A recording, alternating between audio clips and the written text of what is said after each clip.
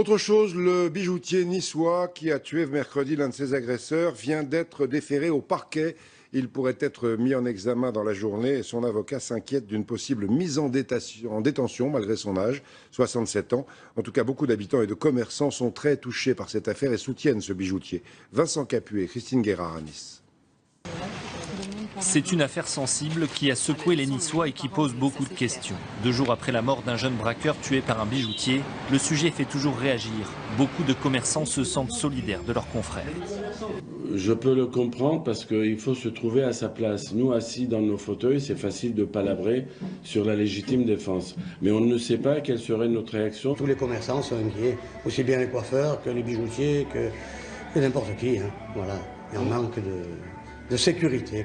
Ce matin, après 48 heures de garde à vue, Stéphane Turc, le bijoutier âgé de 67 ans, a été déféré au palais de justice. Il risque une mise en examen. Il risque quand même la prison, donc c'est là que c'est pas normal, parce que lui il a rien demandé, il a travaillé toute sa vie et du jour au lendemain sa vie bascule dans le drame, parce que c'est un drame aussi pour lui, c'est pas simplement pour les victimes.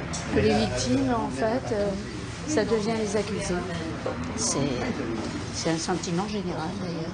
C'est vrai que ça fait de la peine et pour ce commerçant qui voit sa vie basculer et pour ce père de famille, cet enfant qui a ce gamin qui apparemment sa femme était enceinte, qui va laisser donc cette inconscience à ce moment-là très difficile à gérer. Hier soir, une quarantaine de personnes, commerçants, amis et anonymes, s'étaient réunis à Nice pour apporter leur soutien aux bijoutiers. Un nouveau rassemblement est prévu lundi.